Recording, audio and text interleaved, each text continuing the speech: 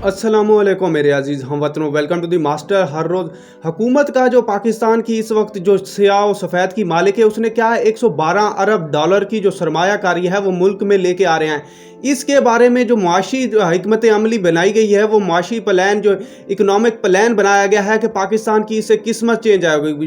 112 अरब dollar बहुत ज़्यादा रकम है। इसके बारे में डिटेल से डिस्कस करेंगे, आपको बहुत ज़्यादा इंफॉर्मेशन मिलेगी। ये जो मुसद्दिक मलिंग हैं, ये इस वक्त फाइनेंस मिनिस्टर की तरह, जिस तरह पेट्रोलियम मिनिस्टर होता है, वो इनके पास कैबिनेट मिनिस्टर है, बहुत बड़ा ओहदा है। इन्होंने कहा है, मतलब ये जो हुकूमत की एक रिप्रेजेंटेशन कर रहे होते हैं। इसके बारे में डिटेल से डिस्कस करेंगे। आपको जो कितना सच बोल रहे हैं, कितना झूठ बोल रहे हैं, वो मैं आपको बताऊंगा। आप ये कमेंट बॉक्स में बताएं, आप जो इस वक्त जो हुकूमत पाकिस्तान के शहबाज शरीफ हैं, इसके ऊपर कितना इतमाद करते हैं।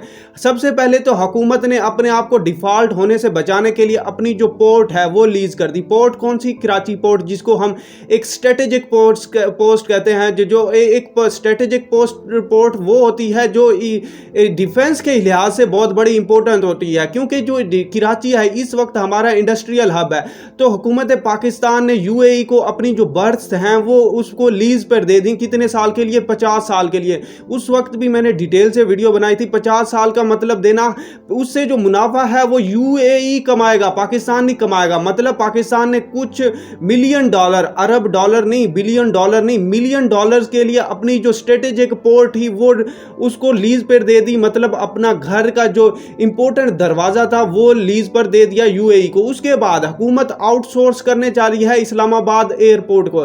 पहले सोचा था हुकूमत पाकिस्तान मुल्क के 3 बड़े जो और एयरपोर्ट हैं, कराची का, लाहौर का और इस्लामाबाद का। बाद में जब तक आवाम का जो प्रेशर आया तो हुकूमत ने सोचा इस्लामाबाद का एयरपोर्ट उसको लीज कर दिया जाए, मतलब आउटसोर्स, मतलब दूसरी किसी कंपनी को दे जाए। उससे मतलब जो मुनाफा है वो कंपनी कमाएगी। ये क्या है? ये सारी इसी वक्त, ये कुछ महीने पहले नहीं, कुछ हफ्ते पहले की रिपोर्ट है, जून 27 की।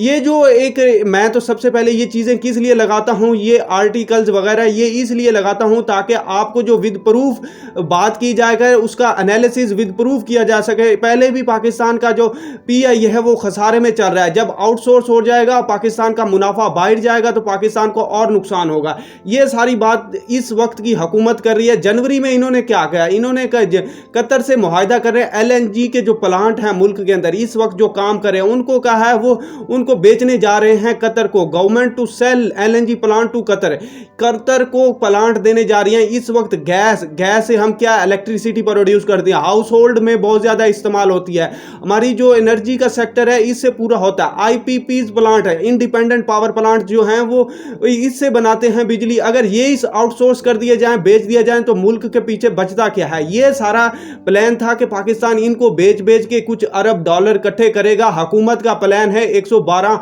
अरब डॉलर पे, लेकिन ये प्लान नहीं, ये पागल बना रहे हैं हुकूमत पाकिस्तान इस वक्त पाकिस्तानी अवाम को। और बात की जाए ये सेम सिचुएशन इजिप्ट, इस वक्त जो मिस्र है, मिस्र क्या है? अपने sell state asset to gulf nation. State asset क्या होते हैं? जो सरमाया होते हैं कौमी, मतलब अपनी जो चीज़ें होते हैं वो गल्फ नेशन, जो गल्फ के बाकी कंट्रीज है, यूएई है, ये उनके प्रेसिडेंट हैं, ये अपनी चीज़ें स्टेट जो स्टेट ओन्ड चीज़ें हैं वो गल्फ नेशन को दे रहे हैं। उनके बदले जो यूएई उनको क्या दे रहा है? डॉलर्स दे रहा है। इससे जो इजिप्ट है अपने आप को डिफॉल्ट होने के लिए, बचाने के लिए ये चीज़ें, पाकिस्तान भी सेम सिचुएशन कर रहा है, अपनी चीज़ें बेच रहा है गल्फ स्टेट्स को, और वो इन्वेस्टमेंट नहीं लेके आएंगे। बाकी जो कंट्रीज हैं पाकिस्तान में इन्वेस्टमेंट लेके नहीं आना चाहते, वो सिर्फ पाकिस्तान की चीज़ें खरीदना चाहते हैं ताकि उनको लॉन्ग टर्म जो मुनाफा है, प्रॉफिट है, उससे कमा सकें।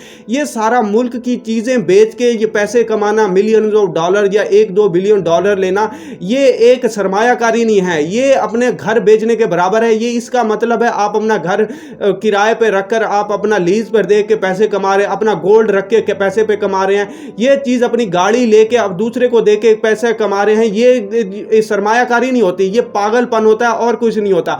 पाकिस्तान में सरमायाकारी लाना मुश्किल है। क्यों? इसकी वजह है मोहम्मद बिन सलमान। 2019 में मोहम्मद बिन सलमान आए थे, जो पाकिस्तान के फॉर्मर प्राइम मिनिस्टर हैं, इमरान खान से डिस्कस किया। इन्होंने कहा था मैं 20 अरब डॉलर की जो सरमायाकारी है वो लेके आ रहा हूं, सऊदी अरब की। लेकिन वो सरमायाकारी 1 अरब डॉलर भी बिल्कुल नहीं है, बिल्कुल 1 अरब डॉलर भी नहीं है। इसकी मिसाल ऐसे है कि पाकिस्तान में जो इंसाफ का निज़ाम है वो बिल्कुल नहीं है, पाकिस्तान में अमनो अमान है बिल्कुल भी नहीं है, क्योंकि इन्वेस्टमेंट किससे चलती है? अमन व अमान से चलती है, पीस से चलती है। प्रॉस्पेरिटी उस वक्त होती है जब मुल्क में, क्या ये बताओ इस वक्त मुल्क पाकिस्तान में पीस है? बिल्कुल ना होने के बराबर है।